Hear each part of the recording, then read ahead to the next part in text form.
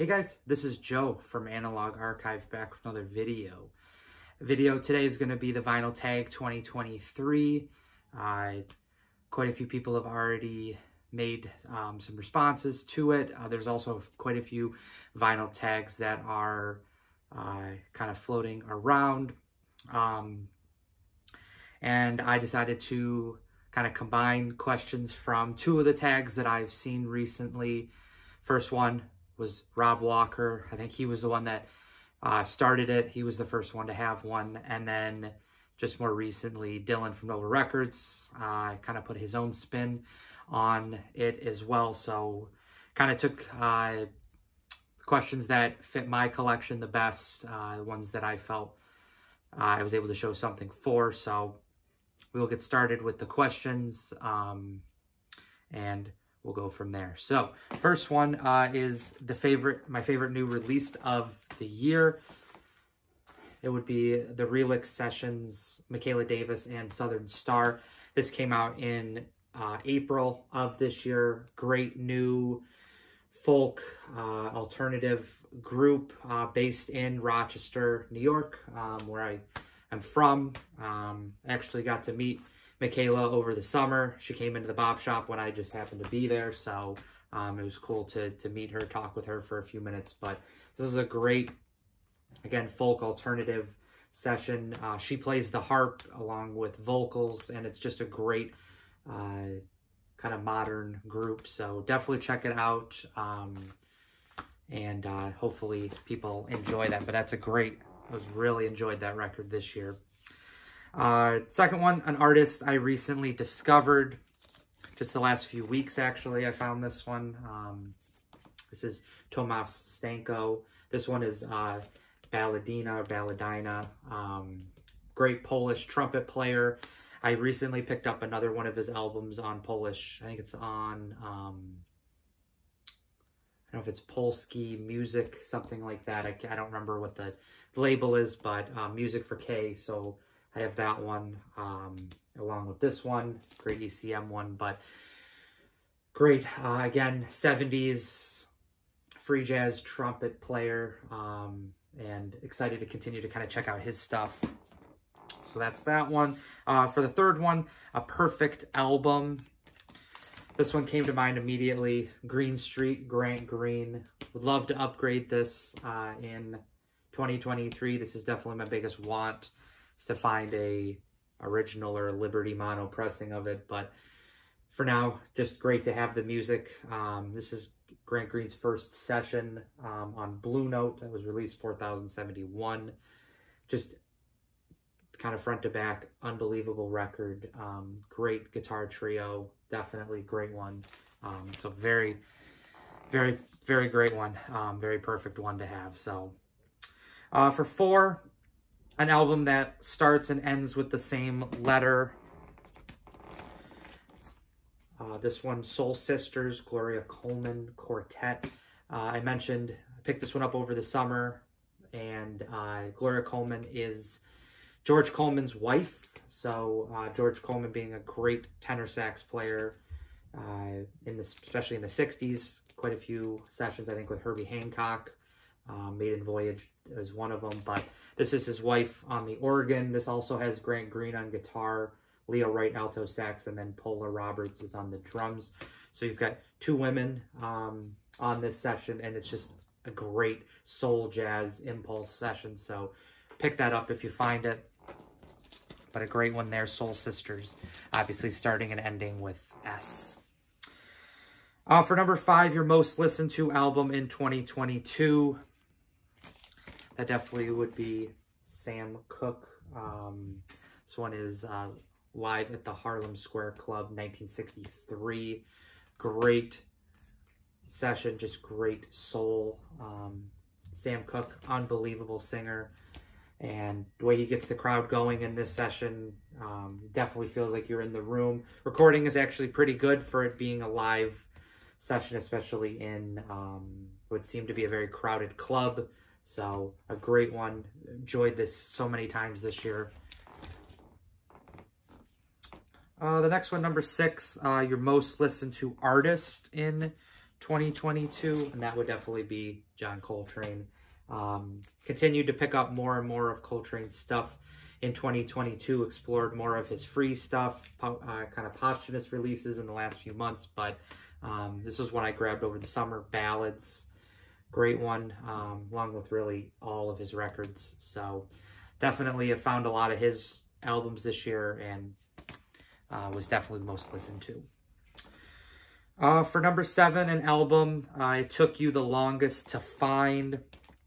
That definitely was Workout Hank Mobley. I was able to actually find 2 copies of this. I didn't find this one recently. This one was actually I got this one in 2021, but was able to find 2 copies in a pretty short span after spending quite a few years trying to find a nice sounding copy of it. So Workout Hank Mobley. I consider this to be one of his best sessions. For me, this is probably my favorite session of his, so very happy to have found that one. For number 8, a great run of 3 albums. So to change it up a little bit, just not have it be all jazz for the most part, and that is John Mayall and the Blues Breakers. So it started with Eric Clapton. This was, I think, from 66, 65 or 66. It doesn't say on the back what it is, but I think it's actually 66. So this was 1966. And then you had A Hard Road, John Mayall. This one has Peter Green, who replaced Eric Clapton on the guitar after he left to join, to kind of form Cream. And then John Mayall and the Blues Breakers, Crusade. Peter Green left to join and form Fleetwood Mac, and he was replaced by a young Mick Taylor, who then went on to the next few years to join the Rolling Stones as the guitar player. This is an unbelievable one. This was probably my favorite John Mayall album, so great one if you find it. None of those are super expensive. Maybe the only one that might be more is the Eric Clapton one, but for the most part, pretty cheap, but a great run of 3 albums in a pretty short period of time. For number 9, someone that we lost in 2022, so Pharaoh Sanders died in September of 2022. One that I picked up this year, Karma. Also showed in my last video, Jewels of Thought. Another great, those both being great Impulse records. So very sad, great free jazz player of the 60s, playing obviously with John Coltrane. Kind of that's where he somewhat got his name out there, and then going well beyond that, well into the 70s and 80s, with some just great free jazz stuff. So very sad, obviously, to have lost Pharaoh Sanders this past year. Number 10, a disappointing purchase in 2022. Definitely this Outward Bound Eric Dolphy. Now, don't get me wrong, this album is unbelievable. This is a great album, but if you remember the story that I had told when I got this back in like June. So I picked this up when I was on a trip to Maine. I found this in Portland and got it home, was really excited to have finally found this album after looking for it for some time. Didn't pay a lot of money for it, but it also wasn't super cheap. It was like 35 bucks that I paid for it. Got home and quickly realized that even though the front cover and the labels appeared to be Outward Bound, it actually was Eric Dolphy's other record on New Jazz, which was called Out There. So it did not have Freddie Hubbard like this album, Outward Bound, does. And essentially it's just, I don't even know what you'd call it, a mispress. It's not even really a mispress because it's not even the right record. So I guess maybe they were both being pressed at the same time at the same plant, and somehow that happened, but that was very disappointing.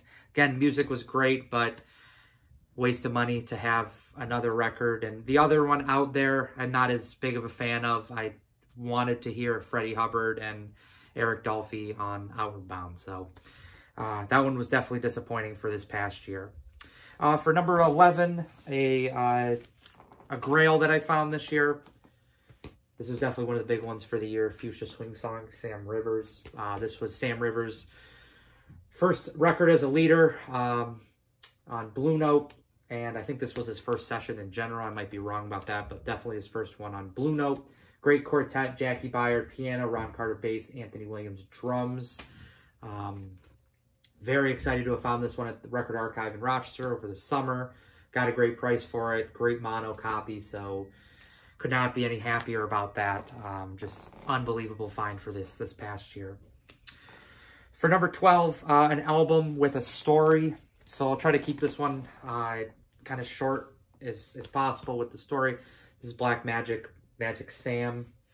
I found this one a few years ago. When my wife and I got married, we went to California for our honeymoon, and we had started in San Francisco, and I was able to find this record at Amoeba in Berkeley. Was very excited. I had just started getting into blues a few months kind of before that, and this record was right where I was kind of at when it came to the sound that I liked from blues. So grabbed this one. It was a reissue. This wasn't the exact copy, but I grabbed a reissue of it and essentially brought it across California for the next like 10 days. Got on a plane, came back to New York, and put it on my turntable, and it was super warped. So was really excited about it. Was able to find this copy actually a few months after that. And so I have a great copy that plays well. This is an early pressing of it, but just kind of bought the record, was really excited about it. Again, trekked it really across California for 10 days, and then got it home, and it was super warped. So that was definitely a shame with that.